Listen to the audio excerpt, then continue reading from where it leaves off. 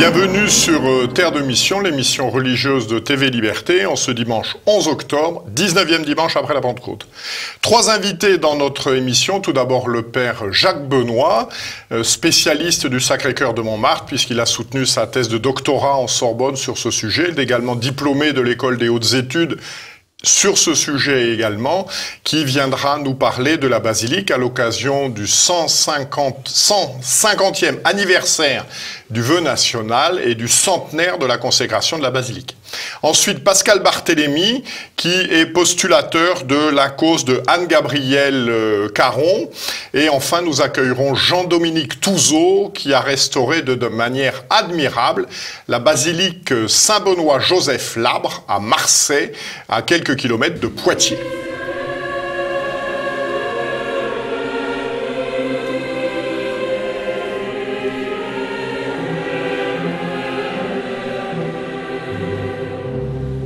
Bonjour mon père. Bonjour cher monsieur. Merci de nous rejoindre. Vous êtes spécialiste incontesté de la basilique du Sacré-Cœur de Montmartre.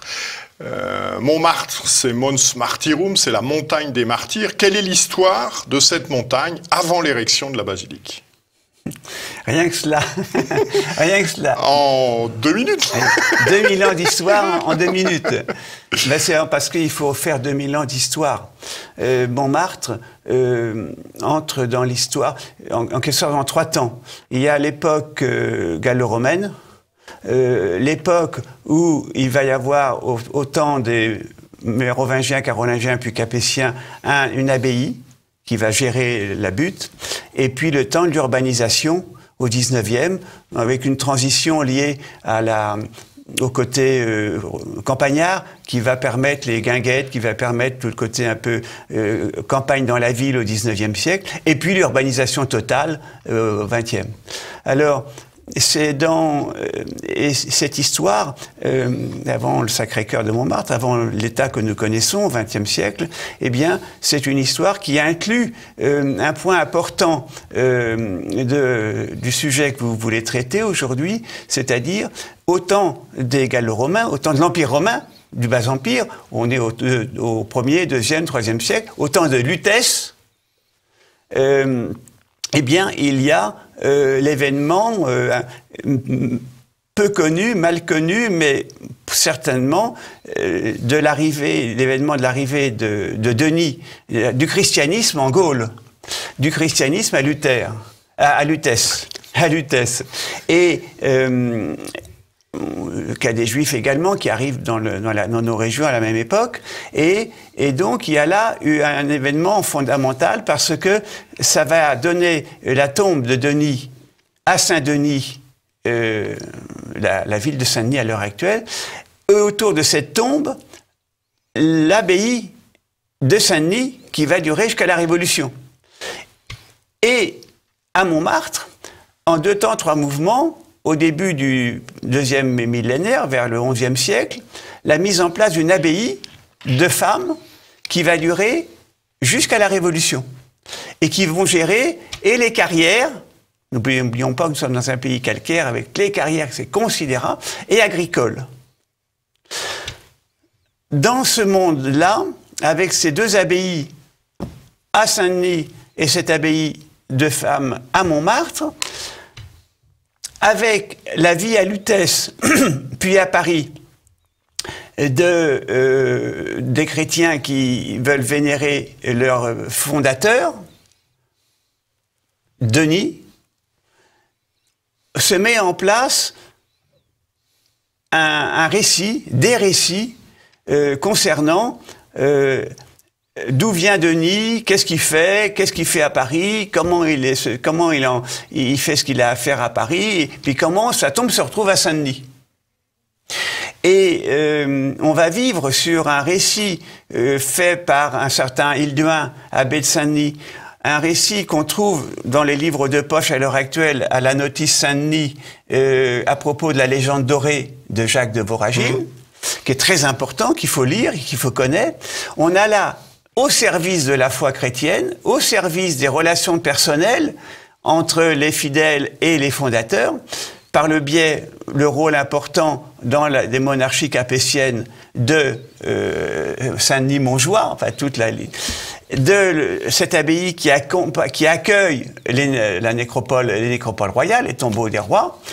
On a là toute une mise en scène, en quelque sorte, au service de l'imagination, au service de la foi. Au service de la foi en ce Dieu qui est mort pour nous en Jésus, en ce Dieu, en cette foi en ce Jésus qui nous a envoyé des apôtres, qui a fondé une église et dont les fidèles sont prêts à se faire crever la paillasse pour témoigner de leur foi dans l'Empire romain.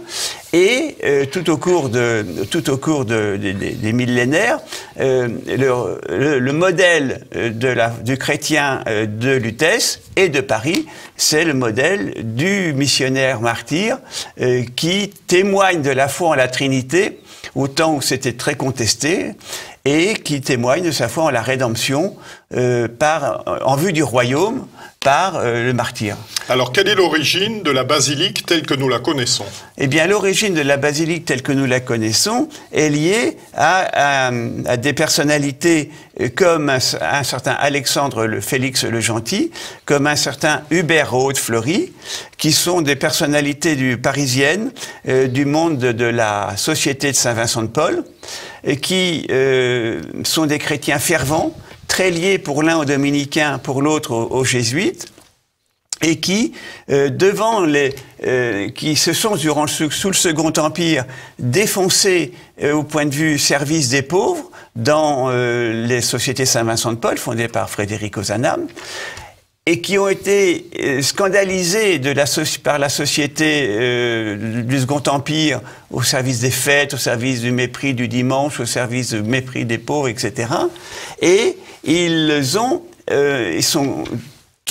leurs bras les tombent du corps quand ils trouvent la défaite de Sedan, la prise de Rome par les Italiens Garibaldi, et il se trouve avec un jésuite, le père Ramière, qui est directeur du Messager du Cœur de Jésus.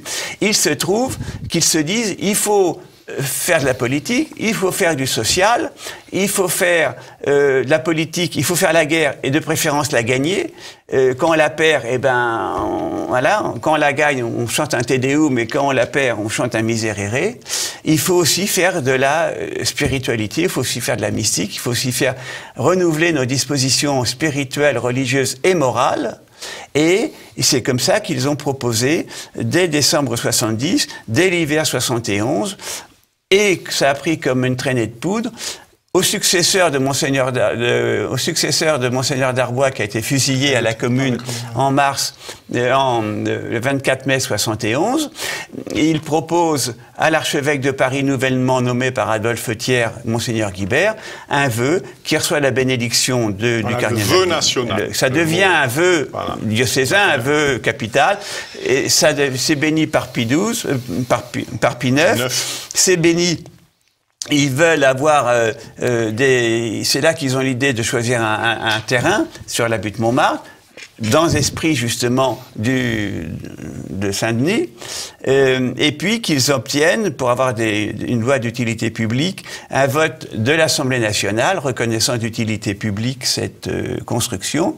Et c'est comme ça, comme une traînée de poudre, que ce projet de construction n'a pas eu lieu, par exemple, là où il y a eu le massacre des otages, à Belleville, rue Axo, parce que c'était trop loin de Paris, c'était pas vu de Paris, ça ne voyait pas Paris. En effet, quand on est à Belleville, où je vis maintenant, il faut le belvédère, on n'a pas une belle vue comme Montmartre, et on n'est pas vu comme à Montmartre. Et donc, les jésuites auraient beaucoup aimé s'occuper de cette construction. Ils n'en ont pas eu le cas, parce que c'est pas été le cas, parce que le cardinal Guibert, qui était oblat de Marie Immaculée, leur a dit « La situation est dangereuse pour vous, faites-vous plutôt oublier », et il a confié la gestion du chantier et à des laïcs architectes et à des religieux dévoués à la mission. Alors, il est régulièrement question dans la presse de détruire le Sacré-Cœur. Voilà, Lionel Jospin avait déclaré, il y voyait un symbole, je le cite, d'obscurantisme, de mauvais goût et de réaction. Et Libération en 2017 faisait un article. Le Sacré-Cœur est une verrue versaillaise qui insulte la mémoire de la Commune de Paris. Voilà. Qu'est-ce que cela vous évoque? Ben ça montre qu'il y a de l'amitié et de l'inimitié dans le monde. Ça montre que les goûts et les couleurs, on n'est pas Louis d'or, on ne peut pas discuter. Nous avons dans la société française occidentale, depuis les temps modernes, au Moyen-Âge, il y avait déjà un anticléricalisme considérable, voir les romans de Renard, voir toutes les critiques sur les moines, sur les religieuses, sur les prêtres, sur les évêques, et les papes en enfer et tout, etc.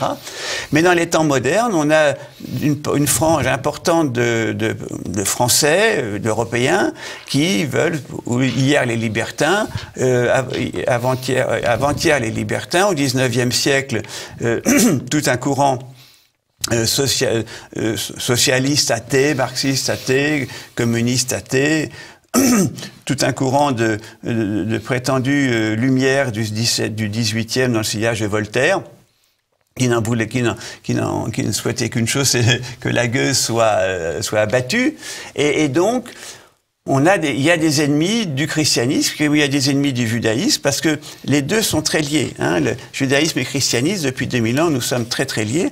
Et l'anti-judaïsme et l'anti-christianisme, souvent, vont de pair. On a bien vu ça dans l'hitlérisme. Les deux sont à mettre dans le même panier pour beaucoup de gens. Donc il y a des oppositions et des gens qui n'aiment pas les curés, qui n'aiment pas les cathos, qui n'aiment pas les chrétiens, qui n'aiment pas les juifs, et qui n'aiment même pas les protestants. Alors les protestants, ils n'aiment pas les catholiques non plus, mais alors c'est autre chose. Mais ce qui fait qu'il y a de l'inimitié, il y a de l'incompréhension, et justement entre les nations, entre les classes, entre les sexes, il y a de l'incompréhension. Et justement la grande réponse juive et chrétienne en Jésus, c'est de dépasser cet affrontement en supportant les conséquences de ces haines dans un acte rédempteur qui débouche sur la résurrection et sur le royaume.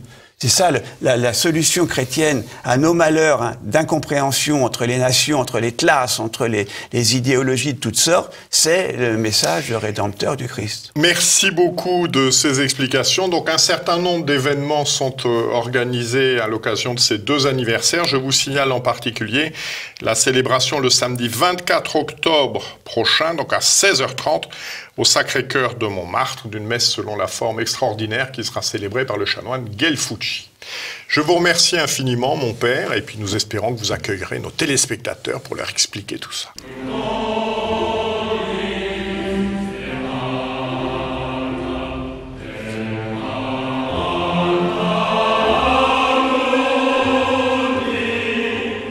Bonjour Pascal Barthélémy. Bonjour. Vous êtes le postulateur de la cause de Anne-Gabrielle Caron qui a été déclarée servante de Dieu le 12 septembre dernier par Monseigneur Ray, archevêque de Fréjus-Toulon. Alors tout d'abord, qui est Anne-Gabrielle Caron? Quelques éléments de biographie.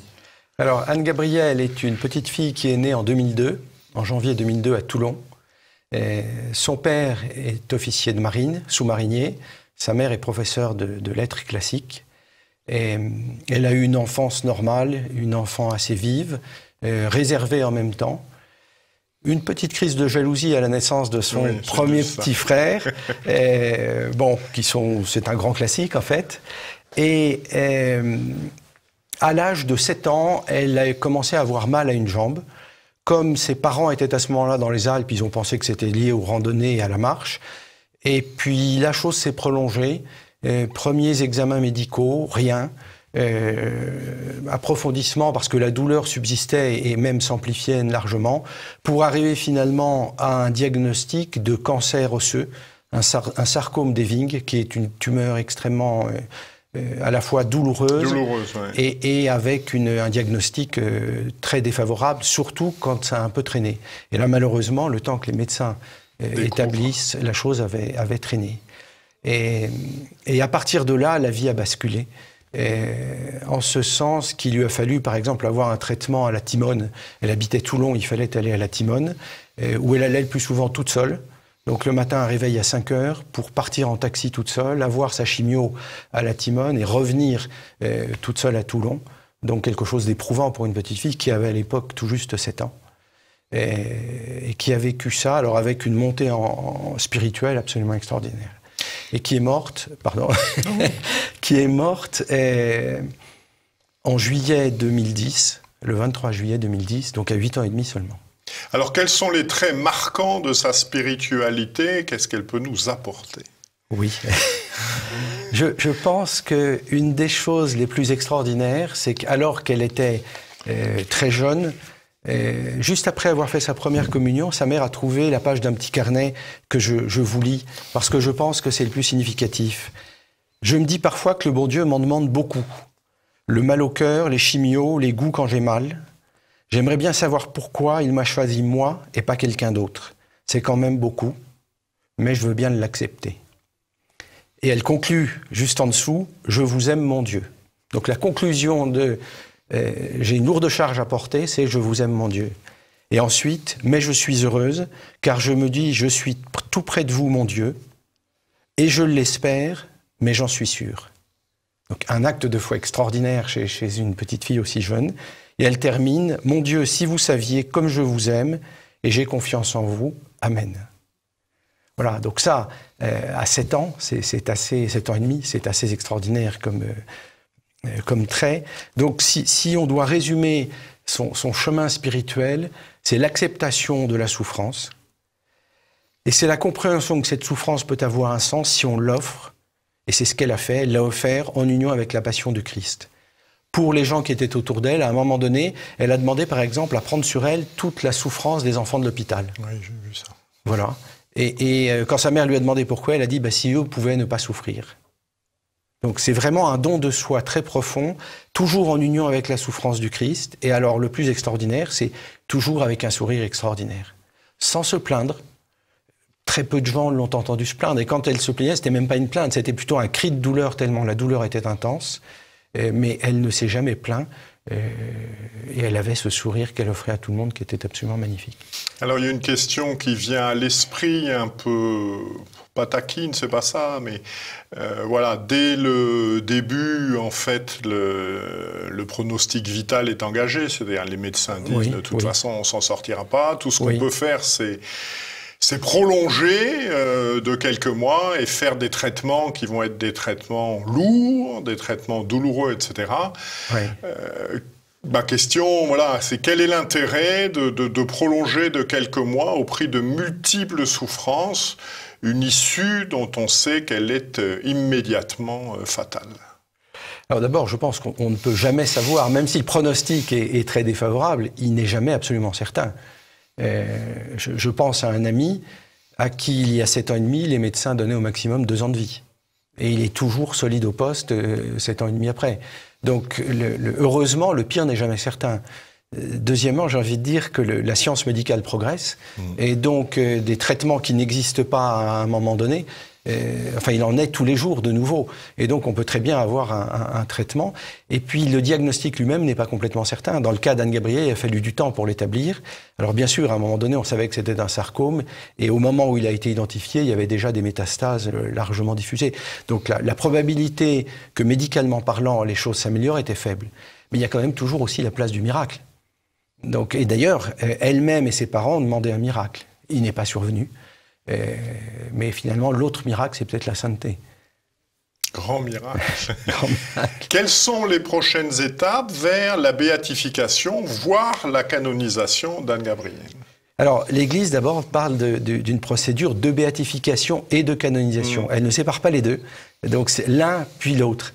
Ce qui vient de se produire le 12 septembre, c'est l'ouverture du procès diocésain. C'est-à-dire ce moment où, sous une forme qui les authentifiera, seront recueillis les témoignages oraux des personnes qui ont connu Anne-Gabrielle et qui peuvent témoigner de l'exercice héroïque des vertus.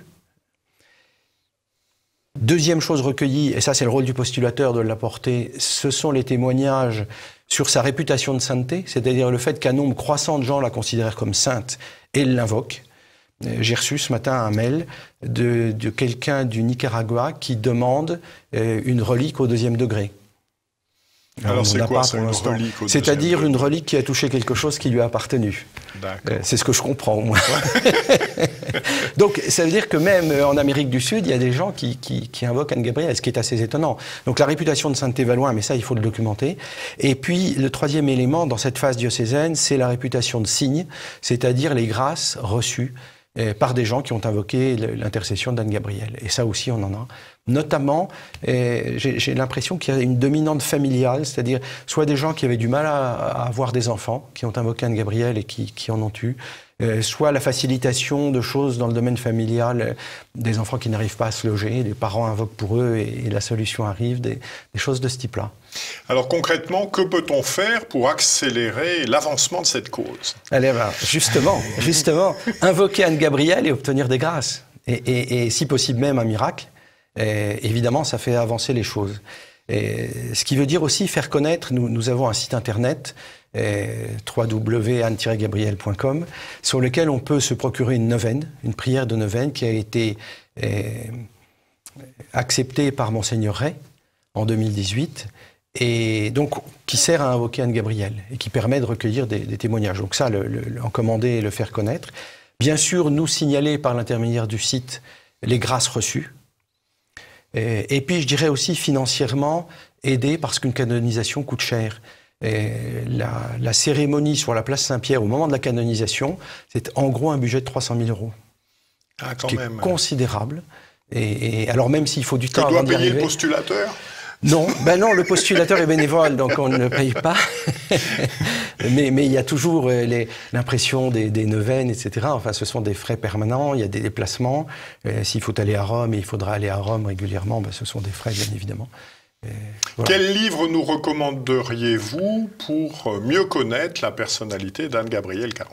Alors, il y a un livre qui est déjà paru et qui est très intéressant, qui est un témoignage magnifique, c'est celui de sa mère, voilà. Qu'elle a écrit en 2006 et qui est le témoignage de l'enfance et du cheminement d'Anne Gabriel. Et puis il y a qui s'intitule Là où meurt l'espoir, brille l'espérance. Merci. Aux éditions du Sacré-Cœur. Voilà. Et puis il y a un autre livre en préparation qui lui est plus sur le cheminement spirituel d'Anne Gabriel et qui sortira chez Teki. Je ne sais pas encore le titre qui sera définitivement retenu, mais dans les semaines à venir, enfin on l'attend. Voilà. De cet événement. Tout à fait. Merci beaucoup de ce témoignage. Et puis vraiment, c'est vraiment le témoignage de cet enfant est très très émouvant. Donc j'espère que nos téléspectateurs auront l'occasion de se sanctifier à la lecture de ce témoignage. Merci beaucoup, Pascal. Je vous en prie.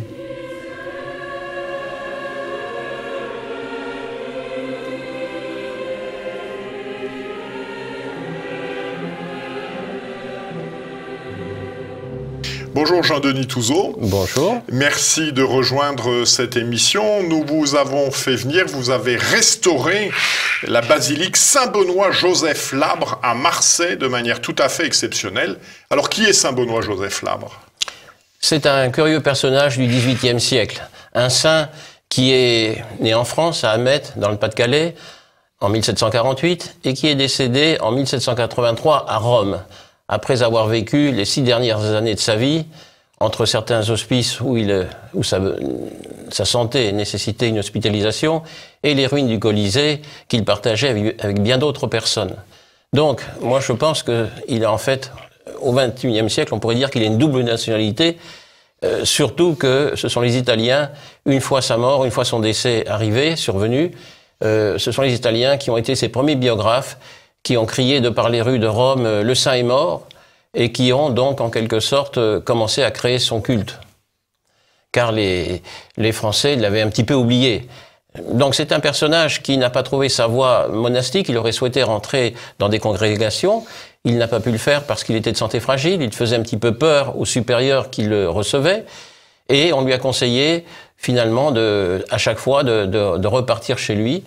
Donc de retour dans sa famille, il a choisi un beau jour de trouver sa voie en solitaire, en devenant pas un mendiant, mais un vagabond, on l'a appelé le vagabond de Dieu, quelqu'un donc qui partageait la vie de beaucoup de personnes du XVIIIe siècle, ces personnes qui avaient perdu leur emploi, qui pouvaient être des soldats, de toutes sortes de personnes, donc il visitait les sanctuaires, mais quelquefois en compagnie de personnes plus ou moins recommandables. Donc la Providence, c'était son maître mot, car il ne s'est jamais soucié de son enveloppe corporelle, il acceptait les aumônes qu'on pouvait lui faire, il partageait éventuellement sa pitance, sa nourriture avec plus pauvres que lui. Il avait même, si vous visitez un jour la basilique de Marseille, vous verrez qu'il est représenté avec son écuelle toujours attaché à sa ceinture. Et cette écuelle, il avait fait une entaille. Ça, c'est un des symboles forts. Il avait fait une entaille pour ne pas être tenté de recevoir trop de nourriture. S'il en recevait trop, il pouvait partager avec plus pauvres ou plus nécessiteux que lui. Alors, quelle est l'origine de cette basilique qui se situe donc à 15 km au sud-ouest de Poitiers? Eh bien, l'origine, c'est une origine un petit peu là aussi singulière. Le curé de Marsay à l'époque, l'abbé François Johannot, qui a été curé de Marsay pendant 43 ans, fit un jour un voyage à Rome pour accompagner un de ses paroissiens. Et là, il rencontra le père Virilli, qui était le postulateur de la béatification. Donc, pour faire assez simple, cet homme, cet abbé Johannot, découvrit le message, découvrit la potentialité, pour employer un terme moderne, que pouvait receler l'exemplarité de cette vie, faite de simplicité, faite d'abandon, et donc, de retour en Poitou, il s'est adressé à Monseigneur Pie d'abord, et puis après à ses successeurs. Le futur cardinal. Voilà. Et pour voir si on ne pourrait pas créer de toutes pièces un pèlerinage d'abord, et donc un culte à Marseille. Au départ, il a été extrêmement encouragé. Donc, avant que la basilique ne soit construite, le pèlerinage faisait déjà déplacer les foules. Et donc, la basilique trouve son origine dans le pèlerinage pour accueillir dignement les pèlerins qui pouvaient venir un petit peu partout en France, y compris de Lourdes. Je rappelle que la basilique a été construite entre 1884 et 1899. Nous sommes donc dans une période charnière de l'histoire religieuse à l'époque. 1880, les lois Fallou, 1905, la loi de séparation de l'Église et de l'État. C'est donc une bataille aussi qu'a menée l'abbé Johannot pour enraciner un culte en Poitou qui n'était pas un saint poitevin de Benoît Labre, hein, mais aussi pour montrer que l'Église était puissante encore à cette époque-là et qu'elle n'avait pas dit son dernier mot face à la sécularisation, enfin à la laïcité qui montait à l'opposition politique. Et alors, comment s'est passée cette restauration? Dans quel état avez-vous trouvé la basilique? Alors, déplorable parce que elle avait été vendue, donc l'abbé Johannot, par testament, l'a léguée à son supérieur, à l'évêché de Poitiers, et donc ce bâtiment a servi d'église bis, étant donné que le bâtiment avait une capacité d'accueil importante par rapport à l'église paroissiale Saint-Médard. Bon, l'Église s'en est servie, mais elle n'a pas souhaité, après les années 70, la conserver, faute de moyens financiers, parce que l'État commençait à devenir vétuste, toiture et autres. Bon, après, donc, elle vend ce bâtiment en 76, arrive la tempête 99-2000, donc la toiture est en partie découverte avec les vents forts qui balayent les ardoises, et le premier propriétaire laïque qui s'en était servi comme entrepôt de matériaux l'a cédé à un second propriétaire qui a nettoyé le chantier, qui a fait un grand bien cet édifice et qui a participé à son classement par les monuments historiques. Mais cette embellie était de courte durée, parce que M. Pio, c'était son nom, n'avait pas forcément tous les moyens financiers, n'a pas trouvé non plus une participation généreuse autour de lui, il n'a pas pu mener à bien le projet qu'il avait de restaurer. Et moi, je suis arrivé sur ces entrefaites, donc en 2012, et la restauration, on peut dire qu'elle s'achève cette année avec la création des escaliers extérieurs qui permettent d'accéder à la tribune. Quand on arrive, oui. Voilà, puisque le clocher n'est jamais venu, l'abbé est décédé en 1899, sans avoir terminé son projet initial. Donc, il n'y avait pas d'escalier pour desservir la tribune. Donc, la DRAC, les monuments historiques m'ont permis de créer cet accès extérieur aujourd'hui. Quel conseil donneriez-vous à des gens intéressés par le même type d'aventure ? Bien, de bien réfléchir, et d'avoir, je dirais, un solide projet. Alors, il est commun de voir que l'on transforme des grands édifices, monastères et autres, en hôtels, en salles de spectacle, en salles de concert. Bon, moi j'ai choisi une voie, si vous voulez, qui s'est imposée à moi naturellement par la richesse spirituelle qu'on pouvait encore trouver dans ce lieu, qu'évoquait encore ce lieu, notamment grâce aux verrières, très beaux vitraux, qui retracent la vie de Benoît Labre, sa béatification, sa canonisation. Donc déjà, ce matériel, si vous voulez, à mon sens, ne permet pas n'importe quelle autorisation. Bon, c'est assez complexe. Par ailleurs, quand je me suis adressé à la DRAC pour voir si une subvention était possible, j'ai bien compris qu'il fallait restaurer le bâtiment strictement dans la pureté initiale, si vous voulez. Donc pour moi est venu naturellement le moment de m'enquérir de la vie de Benoît Labre, que je ne connaissais pas, et de contacter la fraternité labrienne, qui m'avait déjà aussi fait un petit clin d'œil, et donc de travailler avec eux. Je travaille toujours avec eux pour essayer de restaurer une forme de spiritualité possible sur le lieu. Alors, comment vous rejoindre? Vous avez un site? Comment suivre vos activités? Nous avons un site, basiliquedemarseille.com. Nous avons une association. Nous sommes prêts, bien sûr, à recevoir des dons parce que je suis quasiment le seul à financer cette entreprise, avec l'aide de la DRAC, encore une fois. Et surtout, notre vie est courte sur Terre, et donc je me dis que tout ce que je fais, tout ce que la DRAC, c'est-à-dire l'État français, a fait aussi pour restaurer le bâtiment, c'est une œuvre qui mérite d'être poursuivie. Donc c'est un appel, si vous voulez, pas seulement à une générosité, mais aussi à un engagement. J'aimerais trouver dans les années qui viennent quelqu'un qui, physique ou moral, une entité qui puisse reprendre à son compte ce que j'ai fait et le mener un peu plus loin. Nous sommes tous des passeurs. Il ne faut pas s'accrocher inutilement à ce que l'on fait. Je suis très heureux de faire ce que je fais, mais je sais que maintenant, il y a comment dirais-je, un souci, j'ai le souci de me dire que va-t-il se passer dans quelques années. Merci infiniment, cher monsieur, de ce témoignage. Voilà, je renvoie nos téléspectateurs s'ils veulent se rendre à Marseille. J'ai vraiment été enthousiasmé par la qualité de la restauration d'une part et par l'esprit général de cette restauration. Donc, nous nous retrouverons pour notre prochaine émission le 18 octobre prochain. Que d'ici là, Dieu qui est Père, Fils et Saint-Esprit nous garde. Bon dimanche et bonne semaine à tous. Merci beaucoup. Merci à vous.